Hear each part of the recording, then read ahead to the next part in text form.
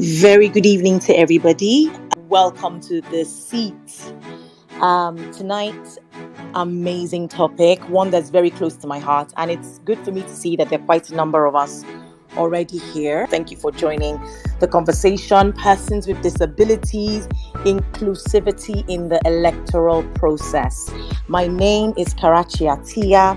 I will be the moderator for tonight, and I honestly am very excited about the people we have coming on tonight. We have Lois Ota, we have Tobiloba Ajayi, and Grace Jerry. I'm going to be introducing them just a couple of minutes down the line. But a very big welcome to everyone that is here. Make yourself a cup of tea. Usually, when I'm on Twitter Space or any of the other blog like spaces, I do like to make a cup of tea because sometimes what we're discussing is really very serious, that sometimes you just need to take one or two sips so that you can swallow some things that might be a bit difficult to swallow, if you understand what I'm trying to say. But a very big welcome to everybody. The topic tonight is persons with disabilities, inclusivity in the electoral process. Just to give you a little background on who I am, I said earlier my name is Karachi Atia. I'm an educationist. I've been in education for almost 20 years. Next year will be my 20th year anniversary, and it's a profession I'm very, very proud of. I'm also a film producer. We run a production company, my husband and I. I'm a thespian. I produce stage plays. I work with children in children's theatre as well. I'm a mentor for teenagers and for young girls as well. And quite a lot of hats I like to wear. And I don't know any Nigerian that's not wearing a lot of hats these days. I'm presently working in Southeast Asia, and that's where I'm joining you from tonight. So if my internet goes a bit wonky, no worries. I will come back on and the conversation will continue. I'm also a polio survivor. So I am living with a special need myself. And that is why this topic is really very close to my heart. There is no one who lives with a special need, whether it's academic, physical, or any of the other wider spectrum of needs, that is Nigerian or that has ever lived in Nigeria for an appreciable length of time, that will not know that the Nigerian society is literally a survival for the fittest society. And so, what that actually means is that everyone is scrambling for the few resources. And automatically what happens is that those who are living with different needs are right off from the jump. You're already disabled. And today we're going to be talking about the definition of disability, because literally there are different definitions and it might shock you what the social construct is or what the medical construct is. But I'm so excited. Like I said earlier, the people I have here tonight are experts, and they will talk to us about what it means to be living with, I prefer to call them differently abled, not disabled, because disabled has a negative connotation. Differently abled has a completely different connotation as well. So these people are experts in they're advocates. They know what it is to live as a differently abled individual or a survivor of a certain hankering in Nigerian society, and how will this impact the voting process for this group of people, right? That the statistics, and the statistics say that literally almost let me just get those numbers, because I really want to quote very specifically tonight about the number of people who are living with special needs and how large that chunk is. So we have 1 billion people, but 15% of the world's population, that literally is what it is. And 27 million of them live in Nigeria. So if you've listened to what I said at the very beginning, 27 million people are living in a society where it's survival of the fittest. And then now we're getting into the election season where everyone's talking about who's going to be leading.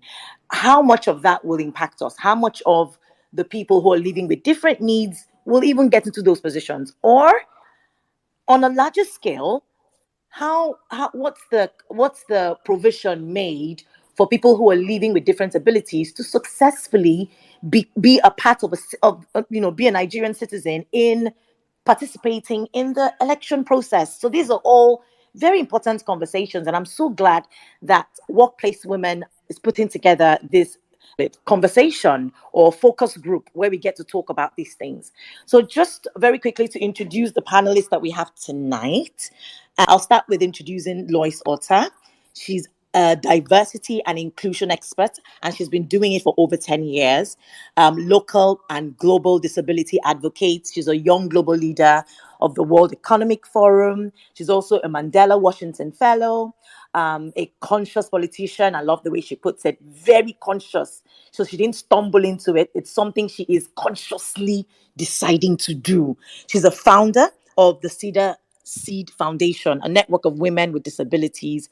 She has an e-ability platform, Women on Wheels Multipurpose Cooperative Society, and Disabled People in Leadership Initiative. Now, Lois is presently a member of the Nigerian's Medium-Term Development Plan. That's the one that runs from 2021 to 2025, and Nigeria's Agenda 2050. She's a member of the Technical Committee for the Private Sector for Nigeria's Honorable Minister of Women Affairs, Her Excellency Dame Pauline Talen, an amazing woman. I've met her once in Jos, and Lois Otter works with her. She's an award winner, both locally and globally. She's also a polio survivor. Whoop, whoop. And a woman with multiple abilities who inspires the world. Now, I know we can't unmute, but I really love for us to give her a quiet, private round of applause, because it's one thing to battle it, and it's another thing to actually represent others who are battling it, and you have this much accolade to your name. So big, big thumbs up to Lois Otter. Once she comes on, I'll get her to say hello and also to go ahead and answer a few questions. Also, we're going to have Tobiloba Ajayi, another amazing lady that I have personally met. Tobiloba has over 12 years working experience with various organizations, both in the disability management sector and not only in Nigeria, but also right across a few countries. She holds a degree in law, was called to bar in 2008, if I'm correct. Yeah. And she also holds a master's degree in international law.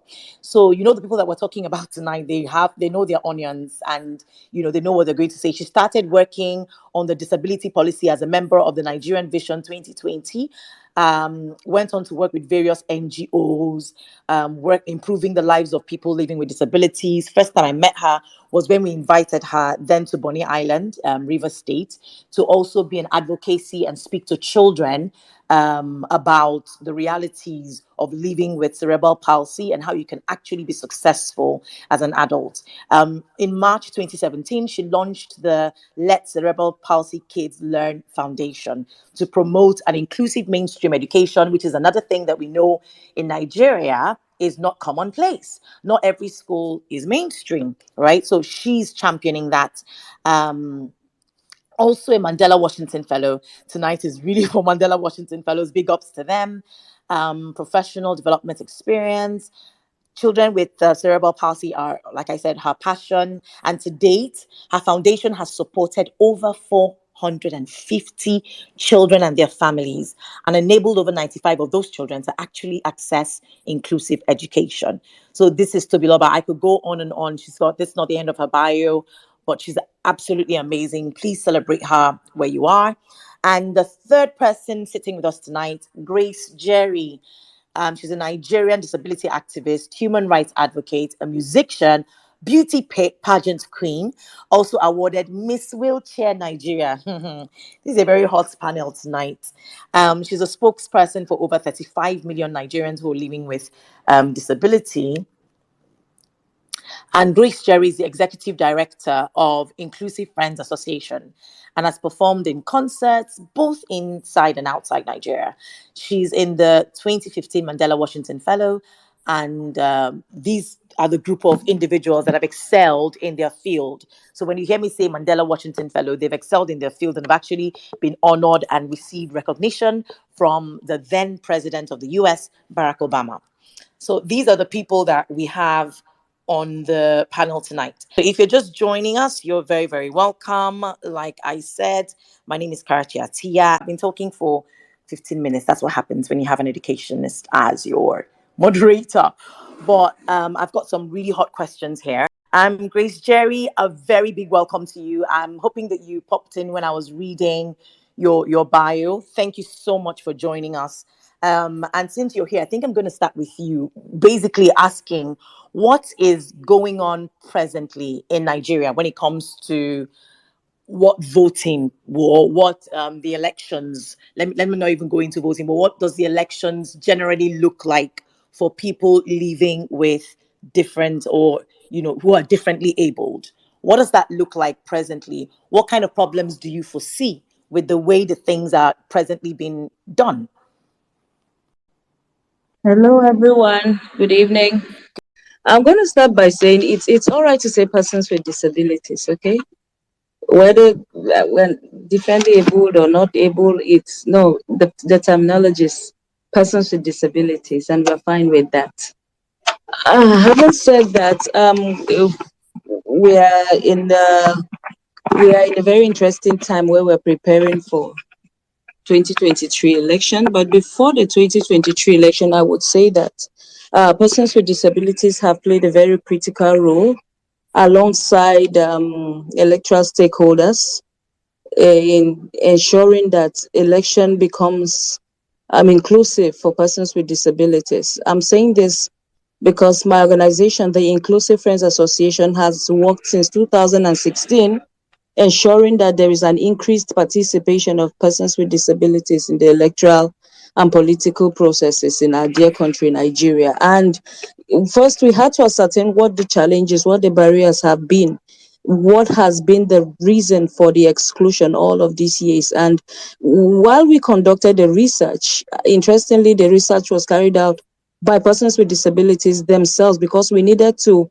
document the challenges from the lens of persons with disabilities themselves. So we looked at barriers to polling units, we looked at barriers to civic and voter education, we looked at barrier to election materials in accessible format. So those were the things we documented. Those were the major challenges why there hasn't been an increased participation and a very low turnout of this community. While we took those findings and we began to advocate an evidence-based advocacy to the electoral body here in Nigeria. And I would say since 2016 till date, there have been some significant changes that we have seen in terms of the introduction of the Braille Ballot guide that has made it possible for visually impaired people, the blind community, those who can read and understand Braille, to be able to exercise the secret ballot process by going to the ballots to thumbprint by themselves for themselves without relying on an aid or an assistant. We also saw the introduction of the election day written instruction, which is a poster that shows the stage by stage voting processes and procedures for the deaf community. So when a deaf person gets to a polling unit and there is no sign language interpreter, you can just look at the symbols on the poster and it tells you what to do from the accreditation phase all the way to when you cast your ballot. We saw the introduction of the magnifying glasses for those with reduced vision and all of that. But then I would say that while this very interesting innovations was introduced by INEC, and interestingly, my organization, the Inclusive Friends, came up with the prototype design of most of these assistive technologies that INEC adopted and started deploying from 2018 off-cycle election in Osun, the general election in 2019, and every election since then, and of course the 2023 election. We would see the deployment of this material. But then where there has always been challenges and barrier is in terms of deployment of these materials and the utilization of these materials. So that is where the challenge and the barrier we continue to advocate for it to be strengthened. So sustained advocacy to INEC, we've been doing that. It's not just enough for you to deploy these materials, but the ad hoc staff who administer these devices to persons with disabilities need to understand that first and foremost, you need to not just take it to the polling unit, but you need to keep it at a vantage point where persons with disabilities will see and use it. And for those who do not even know what to do, you would need to give them like an instruction on what to do. So the gap has still been in the area of training for the ad hoc staff. That's where we still see gaps in terms of administering these materials to the community. That in data has also been a challenge. But interestingly, my organization, we had to come up with a disaggregated data of persons with disabilities in 12 states for INEC. And was done purposely that was done purposely to enable INEC know where to deploy these materials to. Because if in a clustered community where there are persons with disabilities, INEC could know that there is need for them to deploy these materials there. Before now, there has been that gap. So INEC could tell you, we don't even know where to deploy these things to. And that's why my organization had to do that data gathering for 12 states. And then we had to work closely with INEC to work on this. When the continuous voter registration was going to commence last year in June, we some form of revised the portal to capture disaggregated data of persons with disabilities. So INEC could now begin to harvest its own disaggregated data. By that, they would be able to identify where persons with disabilities are. There are various polling units, and then they deploy what type of assistive material. So that I would say so far, those are the challenges that we've been trying to address. And interestingly, this year we saw the assent of the Electoral Act, which as amended 2022. What we're going to be doing for this election is to check that INEC is keep to the mandate of section 54 subsection 2 of the Electoral Act that speaks to INEC ensuring that they made adequate or reasonable provisions of all these devices, and ensuring that there's an inclusive approach to elections for persons with disabilities. So this is what we're going to be checking for this election. Are we there yet? I would say not yet, but we are already we've made step in the right direction. So I would stop here for now. Thank you. Wow, fantastic. It's really awesome hearing all the great things that are already happening in that space. And Miss Grace, I think I'm still going to engage you again because you did say something that was very interesting. But before, we jump deeper into that, you talked, well, if I go back to the topic, it's really focusing on inclusivity for persons with disabilities. So what's your definition of inclusion in Nigeria? And something you missed maybe before you came in, I had said that Nigeria is a society where it's survival of the fittest. So if we're talking inclusion, what's your definition? What would an inclusive system look like? An inclusive system for me, as simple as the word sounds, like I need to belong to the process. I need to know that I'm prioritized in the process. I need to know that my voice, my face, my decision do matter. I need to know that you are not leaving me behind in the entire process. So it's like making setting a table of discourse and asking me to come and add my voice to it. That is inclusion for me. Is making sure that the society makes provision, every square peg to to a square hole, every round peg to a round hole. That is inclusion for me, and not I who is a square peg. You're trying to force me into a round hole. So that's why whatever we do, we promote it from the rights-based angle. I mean, disability issues have moved from the charity angle to the human rights. It's an inherent right for me as a human being. Yes, I'm first a human being before I have a disability. So you don't have to, you don't give me a space because, okay, but you give me a space because I'm human like you with an inherent right like you. So for me, inclusion is you and allowing me have my space, have my decision seen and heard. Yeah. Amazing. Thank you very, very much. Thank Wow. you. I see that Tobiloba is here. A very big welcome to you, Tobiloba Ajayi. I don't know if you were here when I was reading your introduction, but we're so stoked to have you. And thank you very much for joining the conversation. Um, if you're just joining us, Grace has just been talking about what her association has been doing in the electoral space around inclusion. Now, I personally also am a person living with a disability, and there is a definition that I will want to first share and then ask questions towards. And when you're talking about disability or defining it or whatever, there are two basic constructs. The first one is the medical model, which says that people are disabled by impairments or differences. So, for different reasons, it can be a learning disability, mobility disability, they can't move, medical disability, psychiatric disabilities, ADHD, and all the wide spectrum, right? So the medical construct says there is something that the person is battling with, and that's why the person is disabled. But the social model is very interesting. It defines disability as a way of viewing the world that says that the people are disabled by barriers in the society and not by their impairments. Let me give you an example. If I need to access a banking hall, right? If and someone who's not living with a disability needs to access the banking hall, you just walk up the stairs. Most of our banking halls have a couple of stairs, and you just go up the stairs, and then you're in there, and you do your banking business, and you go home. But if you're on a wheelchair and you need to access the banking hall, and you get there and there are stairs, the social construct says that you're viewed as a disabled person at that point, not because you're in a wheelchair, but because the banking industry in your society has made no room for a ramp for you to be able to access the banking hall independently. So people are disabled based off the lack of provision or inadequate provisions for them to live a dignified, independent life in their society. That's the social construct.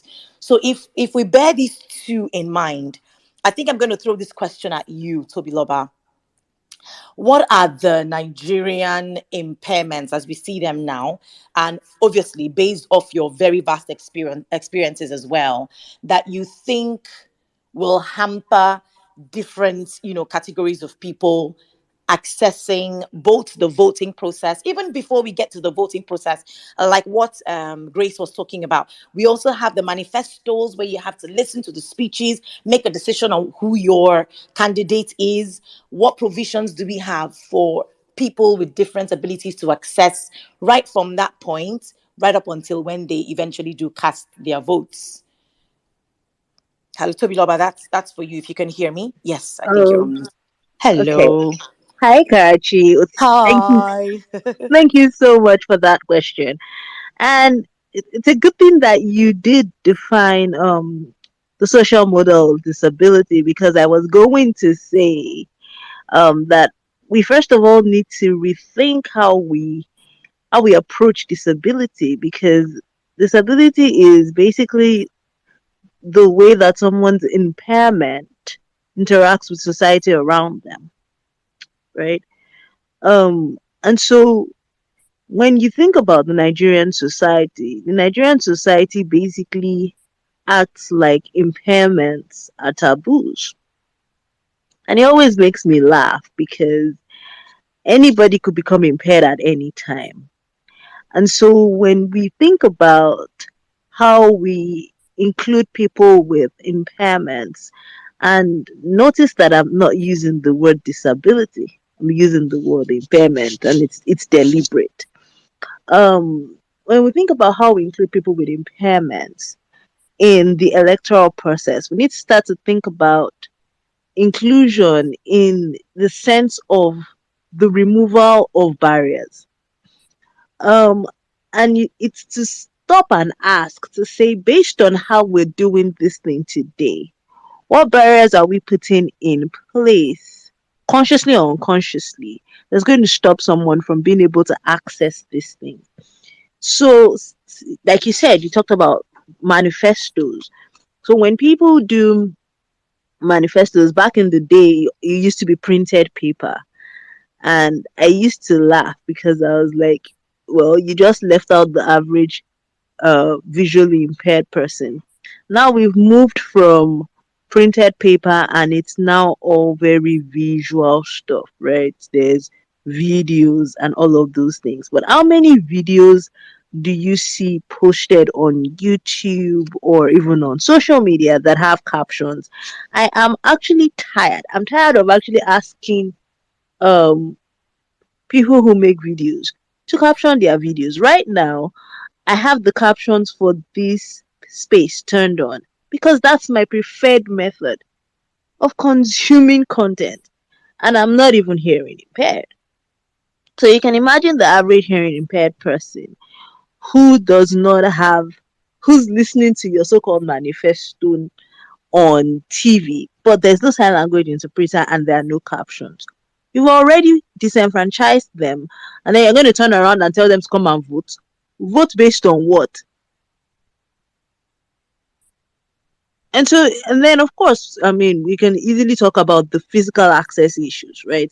I remember that the last two elections, the polling unit closest to me said, oh, they had priority for people with disabilities, pregnant women, and you know, they had this group of people, and then of course the elderly. But well, there were a good number of stairs in front of the polling unit. You don't need to be told that I sat in my house because I was like, nah, Jesus did not die for this level of stress because I want to vote. Okay. So I'm not even going to do that. And so we need to think and those are, and then we need to even think around what about sensory impairments?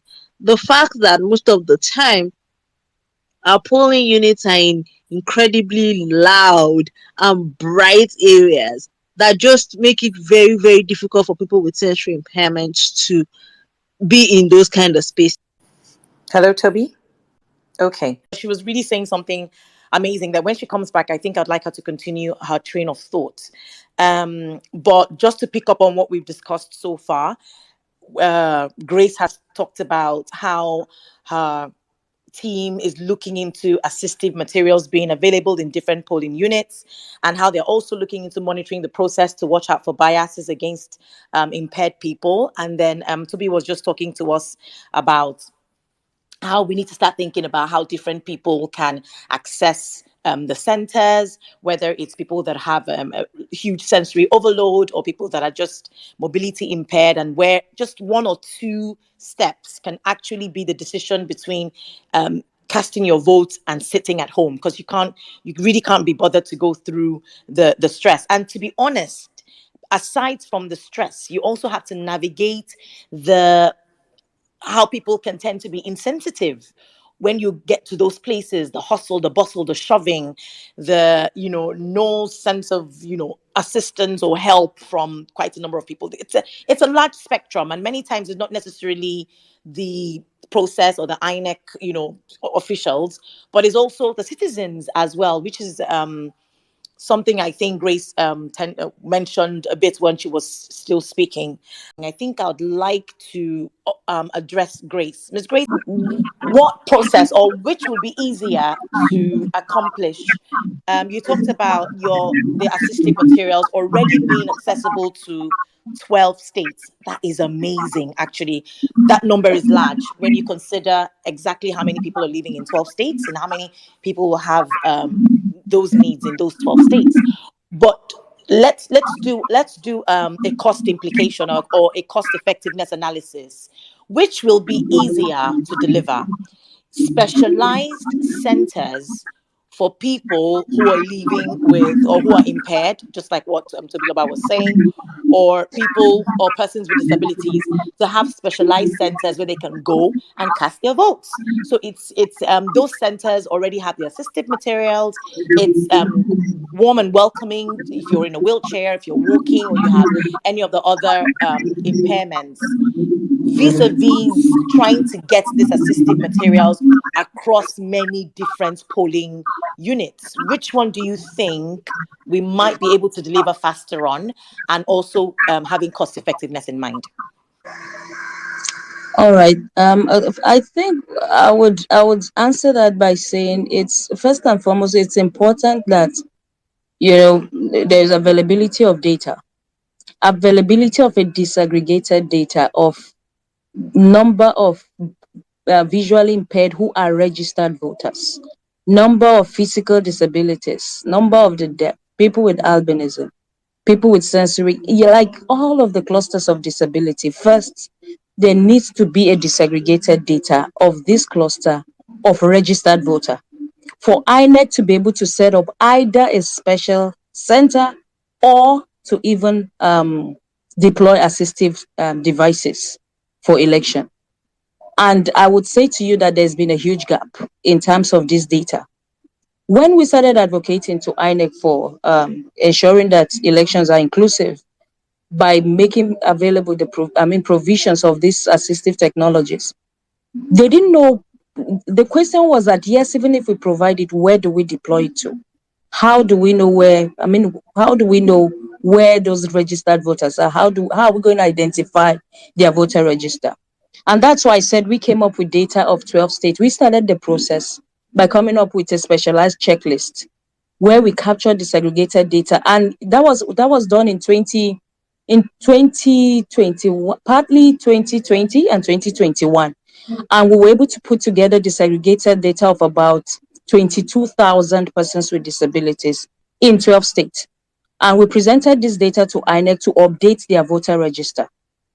While that was going on, in the same 2021, we gave them the same methodology we deployed to also revise their portal for the CVR.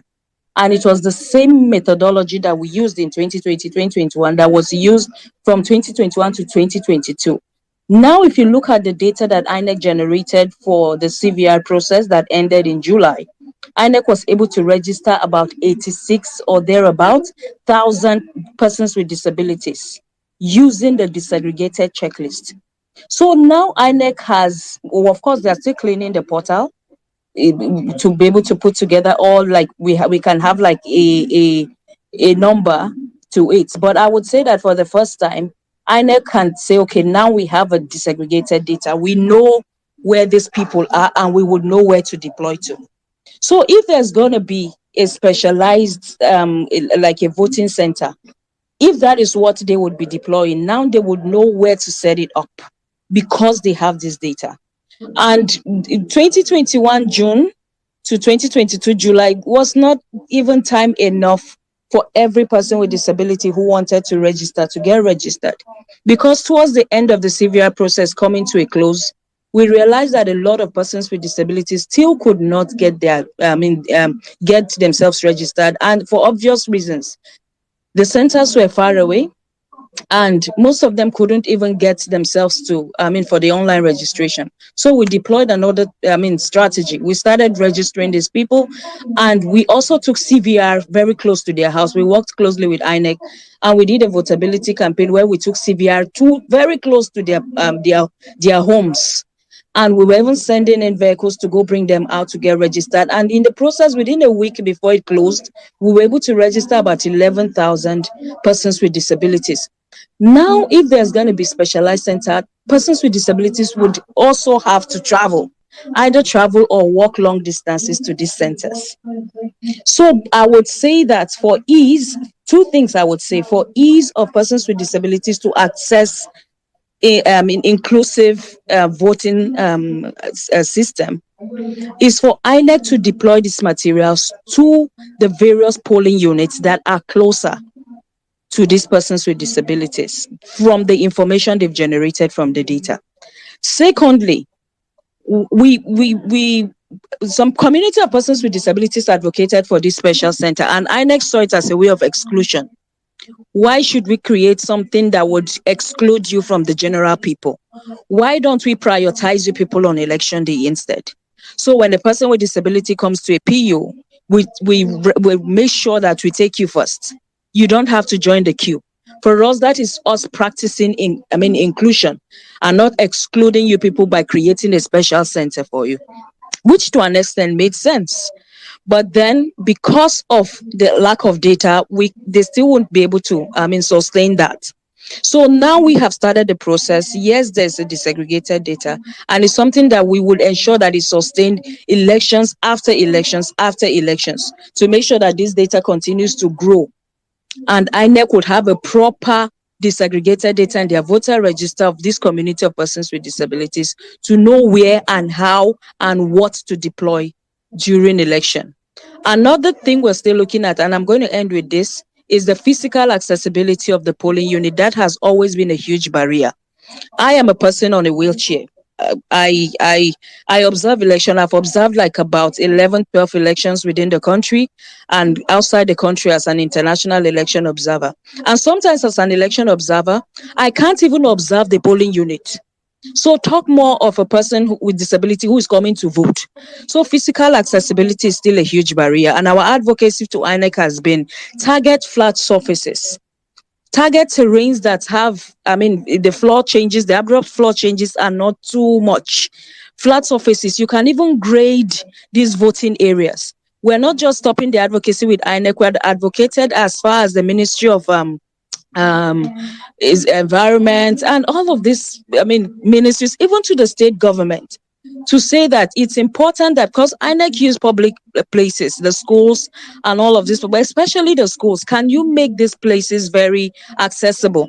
So it's not just for election, but you're also encouraging enrollment of children with disabilities in school. So it's serving so many, people at once. So physical accessibility is still a huge barrier. While we're telling INEC target flat surfaces, we're advocating to the state government, we're advocating to the ministries that are responsible to say that, see, it's important that you begin to look at these places before an election. Finally, I would say that we are conducting an accessibility and like a pre-assessment of these polling units before election to present these findings to INEC to say, if this is where you're going to be setting up, there is a need for you to either grade this surface and make it flat. There is a need for you to move the polling unit setup from this angle to this angle, because we have conducted an audit and have checked out that environment for you. Wow, I've said so much. Thank you. I'm going to end on this. Thank you. You haven't just said so much, you have been absolutely amazing. I mean, just listening to you, lots and lots of hope. 11,000 people registered, 12 states impacted. And I will always tell anyone, data is king. And so when you see any organization, any group or anybody collecting data, that is already a step in the right direction. So, on behalf of all the people living with disabilities, I'd like to say a very huge thank you to you, Grace, because that's huge. That's actually huge for us. And I mean, you can't begin to, like you rightly said, plan forward if you do not know exactly how many people you're planning for. Right, there's something that you said that led me to another question, and maybe Toby Loba, you can tackle this. And Grace, please feel free to jump in, which is when a person or who's persons with disabilities or who have whatever, let me just stick to persons with disabilities, right? When they're thinking about voting, it's not just the accessibility of the center. You also have to consider security, because this is why I feel that when INEC talks about prioritizing people who are living with disabilities in the normal, what do you call it, polling centers, and and that can be their way of meeting their needs, you haven't met the need of security. Because if anything happens, someone shoots a gun or they're coming to steal ballot boxes, which, to be honest, is not strange in a Nigerian electoral process. What happens to those people? Where there's a trample, there's a crowd and people are rushing and trying to get, away to safety. What happens to those people? So that's why I'm saying, in as much as we need to think inclusion, let's also think unique, your what's happening in our society, and think 360 degrees. What obtains here, and what can the issues be for people living with disability? So my question is, will that really work if we consider security in the electoral process? And for persons living with disabilities, how does that pan out if they have to be in those same centers? So I've moved away now from accessibility of the centers to talking about security.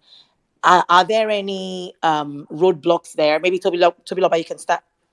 You can answer this first before Grace might want to jump in. Are there any solutions here? What solution might we have to prefer? And just before I call Toby Loba to answer, a very warm welcome to everyone that's on the panel tonight. If you have any conversations, we will allow you a piece of the cake. We'll give you an opportunity, maybe towards the last 5 minutes of this podcast, for you to share your views as well.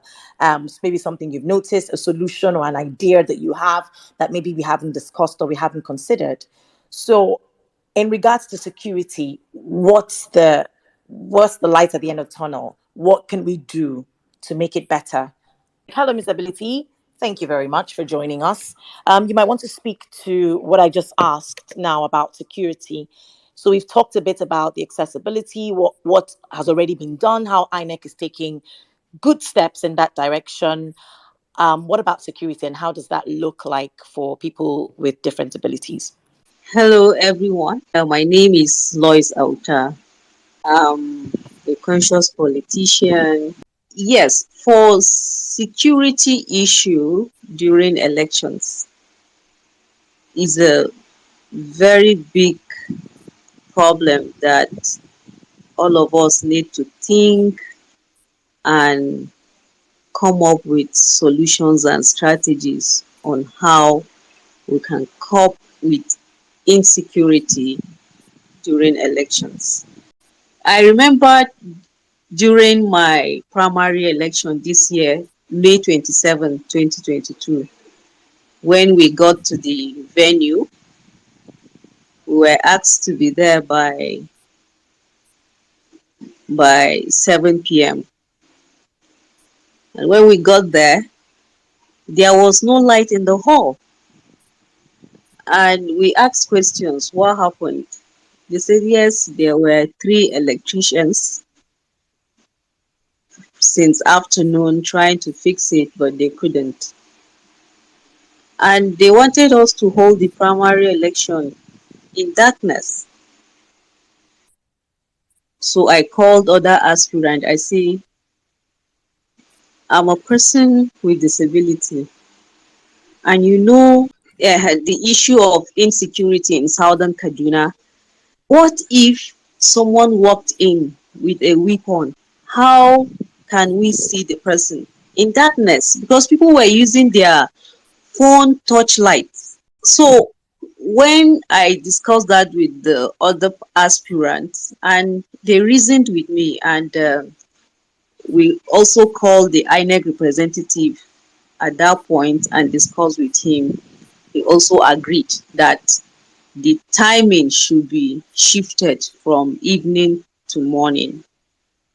So we now call everybody in the hall, and the chairman of the council addressed everybody, and everyone agreed that it should be shifted from that time till 8 a.m. in the morning, since they could not resolve the issue of power.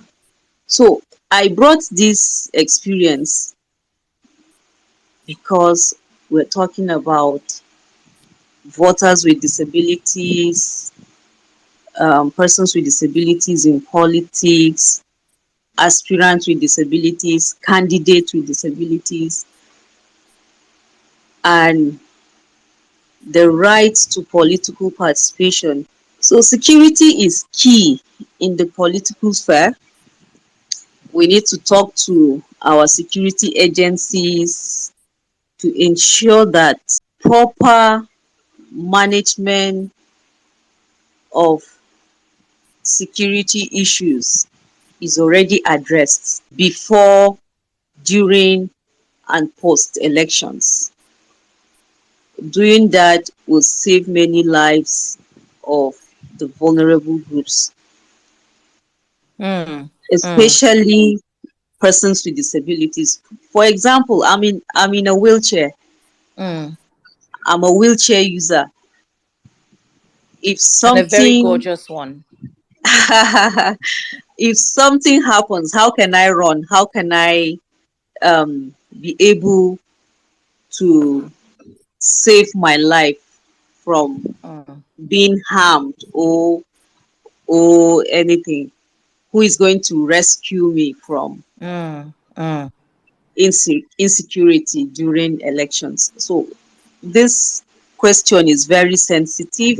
I wish there is a representative from the police or any other security agency to also share their plans Mm. towards 2023 elections. Thank you very much for listening. Thank you so much, Miss Lois. Thank you very, very much. I think I'm a bit dramatic. So I'm clapping. I'm clapping on behalf of everyone that is on the platform tonight, for Grace, for Miss Lois, and obviously for Tobiloba. We're not done yet. I have two major issues that I want us to get to before we eventually open up for any of our amazing members here tonight to also chip in their ideas as well. And one of them is publicity. What do I mean by publicity? So much is being done, like we've repeated since the past hour. But then, if people don't know, people wouldn't change. For example, if I wasn't in the seat, what do you call it, conversation tonight, I wouldn't know that 12 states have been reached. I wouldn't know anything about assistive materials in polling units, or the fact that INEC is actually considering this. And when you look at social media, what are we doing about publicity? How are we re-informing the people? How are we letting the blind people know that, oh, we've got this in Braille? You actually have Braille ballot papers, or you can actually do such and such. Or we have centers where, what's happening with publicity? Is there anything happening there at all? Or do we need to up our game there to better inform the public, and especially people? For example, if there's registration going on, do they know that there's registration for people living with disabilities? Is that known? Where can they get registered? All these things about letting the public know. How well are we doing there? Anyone, please feel free to jump in, whether it's Grace or Miss Lois or Toby Loba. Okay, let me go. Thank you, Uh, Grace. yes. So, in terms of publicity, I would say that so much is still required to be done. If only our national orientation agency would arise to the task. I remember that, and probably I'm blowing the trumpet too much. I don't know, but because of how much we have worked with these agencies, we have worked with, I mean, almost everyone to ensure that the process just works for this community. And one of the things we do is that we don't leave it to you.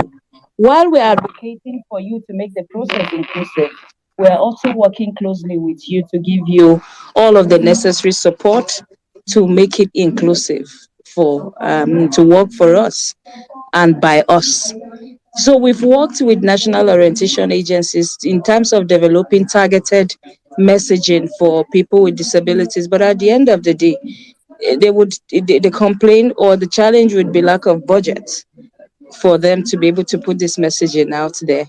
And Hmm. we also have worked with INEC to come up with design targeted messaging for this community. And beyond just working with them, as an organization, we also have come up with these targeted messages. We've done jingles on radio. So if it's an off-season election in like Oshun or in Anambra, we are creating these messages in languages, in formats that we know would reach all the way to the grassroots. So there are jingles on radio, there are jingles on TV, there are infographics on social media, and also we target like the WhatsApp group for, because most of the clusters, disability clusters, have their WhatsApp groups for easy communication and access. We also work closely with the Joint National Association of People with Disabilities within each, because they all have state chapters. So we take advantage of all of this. So on our own part, there's so much that we do to make sure that these messages go around, because it's not just enough for us Hmm. to advocate for these materials to be available, for these assistive technologies to be in place. It is also our place to educate our people to say Mm. this is what it looks like. We have the picture, we put it out there. We do, I mean, we create jingles in video formats where persons with disabilities are using it. So we could tell you this is how it's used. This is how you, I mean, this is first identifying it, and this is how you use it when you get to polling unit. But unfortunately, people go to the polling unit ready Mm. to use this material, and then they get there, and unfortunately INEC didn't deploy to that polling unit because they didn't have Mm. a data. Or even when it's deployed, the ad hoc staff would tell you he doesn't know what it is, so it's probably in his bag under the table, or Mm. he didn't put it out, or he didn't even pick it. I remember one of the Mm. election, and an ad hoc staff told us that we saw something that looked like a Braille ballot, but because we didn't know what it was for, we didn't carry it. So you could see that there is a huge gap in terms of training. But then Mm. publicity, so much needs to be done. And just to speak to our media, if it's part of your corporate social responsibilities to say, hey, either we're going to reduce the cost, because it's so expensive to put out jingles, Yes. and I won't lie to you, it's so expensive. We come up with jingles, and if you take it to one of these, I mean, stations, for you to have it on for a while, you pay a lot of money, like in some good millions, to just have it on like for a week or two. But our media could just partner with this community and say, hey, as part of our corporate social responsibility, if they do, to say we're going to put these messages for this period of time, Mm. come up with this message and give it to us, or let's design it together, or let's vet it, that to be ensure that, I mean, to ensure that it's the right civic and voter education messaging targeting your community. But it requires every one of us. So every one of you listening here, you could Mm. even do your own bit in terms of Mm. civic and voter education for this community of persons with disabilities. Together, I mean, we can do much more for this community. Thank you. Thank you very much, Grace. Very well answered. And you've keyed into my final questions. I personally am a strong advocate for leading from the bottom up. I do not believe that everything has to go from top down. I believe that because let me get a bit scientific. Osmosis is the spread from an area of higher concentration to an area of lower concentration. So the more people who are being self-led and doing something towards a problem, the wider the spread of the solution becomes. And that's why I'm an advocate for bottom up. So if we're thinking bottom up now, if we're thinking what can Ruth Egbe do, what can Shola promise, or Mr. Stone, I think that's Jackson, I'm not sure, but nice jackets, Mr. Stone. But all the people here tonight, if we're to say, right, starting tomorrow, this is how you can help people with disabilities, gain access or have a better experience when it comes to the voting process or even becoming politicians or whatever. What strategies can we employ to make it easier for people living with disabilities or these challenges? What ideas, what can we start tomorrow as, I don't know, a businessman who runs his own business or somebody working in an office? How do I contribute to this, to being the solution? Miss Grace, if you don't have anything to contribute to that, that's totally fine. Because I mean, you've said so much tonight. But if you also want to contribute, we'll be happy to hear what you have to say. How do I start helping? How can I be part of the solution from where I am as a non-governmental organization or just as a concerned citizen? What can I do? All right. So let me just say that first, Karachi, let me say that I'm a huge fan. I see what you and your husband do. You guys are into a Oh, lot of thank you. movie. Interestingly, Dimbo has been a friend right from Jos when we were in Jos Awesome. together. Yes. Oh, So wow. can you create shorts, very, very short videos, short documentaries, whatever short. I mean, what you guys do is so huge. You do magic with I mean videos, with TVs, with series. Can you do something for the disability community towards 2023 election? I can act, I can sing, whatever you do, cast me, I can do it. So let's put it out there as your own way of reaching out to this community of persons with disabilities. And any other person here, are you a radio host? Do you know a radio host? Do you know somebody? can we together just spread this word? We could do jingle. Like I sing, I'm a recording artist. I can sing this thing for you and you go put it out there in the radio, just targeting this community of persons with disabilities. Whatever we can do. Sometimes we have to rely on donor funding to put our messaging out there, to just spread the word, to tell persons with disabilities that, hey, now we're in the process of, PVC collection. What can you do to aid these people to collect their permanent voter card? First, it was a bit difficult for them to get registered. We had to take CVR very close to their Mm, houses. And we mm, had to transport some of them out to come get registered. Now mm, PVC collection is, the process has begun. How do we mobilize for these people to come out en masse and go collect their PVCs? These are things that we mm, are ready to work with you for an en masse turnout to collect their PVCs. So civic and voter education targeted, whatever you want to do, we're here to, help you develop it. We're here to help you with whatever means. We need you mm, to help us be a means of putting the message out there to reach the larger community. We're mm, talking about over 31 million Nigerians with disabilities. Some already have our voting age, mm, some are not even up to yet, but at least they need to start getting educated ahead of time. When you are 18 or you're about to be 18, you should get, registered.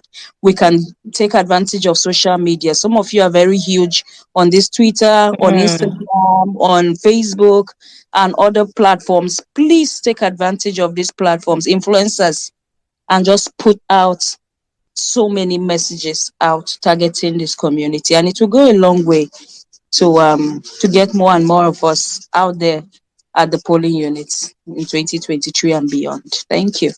Thank you so much, Grace. Beautifully said. Like you said, you know Dimbo and I. So let's get talking and let's see. Because I mean, there's no Nigerians. We talk a lot. We are talkers. We can talk. So for me, the issue is after talking, what's the next thing we're going to do? So I'm glad that we're already thinking about how people can come together. If you're in the medical space, you can offer first aid services at these centers. You can decide if you're in what you call it, data or what's that now? AI, artificial intelligence. You can decide to create screen reading software. Sign language interpreters can also give their services, accessible sitting. All of this will make a world, of difference. So wherever you are, you can get the word out. If you're here today, you can say, "Oh, look, and such has already started." Just the fact that you're talking about it on social media, is a huge assist. So thank you very much for sharing that, Grace. And just to pick on what we have already discussed tonight, we talked about more assistive materials in polling units, monitoring of the process to watch out for biases against impaired people. We already have a huge gap in data, which we're working towards because data is king. We need centers like what Toby was saying because she was cut off, centers that cater to the wide and the vast spectrum of needs. We have 11,000 persons registered, 12 states reached. We have 24 more states to go. Security in polling units is an issue and something we need to look at. Publicity is king as well. National Orientation Agency needs to arise and to begin to inform people. Also, personal media outlets, like not outlets, I'm not an outlet, I'm an independent, producer, but independent producers can try to collaborate with the outlets and get the message out there. And of course, very important, the training for the ad hoc staff so they know what to take, why they're taking it, how to spot people, how to be of help beyond what is normally being done. So thank you, a very huge thank you. It's been powerful tonight. Amazing. Lots of hope, lots of messages of hope in the process so far. Thank you, Grace. Thank you so much, Miss Lois. Thank you to Toby Loba. Like I said, if you'd like to contribute, just use the raise hand icon and the host will grant you access. Anyone? No one. Okay, so there's no one. Thank you very much. That means we've all understood. As a teacher, to say any questions. Once there are no questions, very good. That means the class has been understood. So I'd like to say that it's been a really, really effective session tonight. Amazing, amazing panel that we've had here. A huge thank you to Workplace Women for putting this together, and that is actually part of leading from the bottom up. Workplace Women getting their voice, putting their foot in the door in the political space, and having these very crucial conversations around elections and voting, and what the Nigerians can do to make it a better process. So thank you very, very much, Workplace Women. Thank you very, very much, Ms. Grace Jerry. Thank you so much. Also to Mrs. Lois. Amazing to have you here. I know you took time, you and Miss Grace, out of your very busy schedules. Thank you also to Toby Loba, who got disconnected and has, fervently, desperately trying to get back on, but it just hasn't clicked. Thank you for the time you spent with us. Thank you to the admin. So a very big thank you to everyone that has joined us in the space tonight. I hope we have taken something away, and we're going to become advocates for this cause, persons with disabilities and inclusivity in the electoral process. My name is Karachi Atia, and I will be signing out from tonight's event. It's been amazing spending this time with you. Have yourself a very wonderful evening. Good night.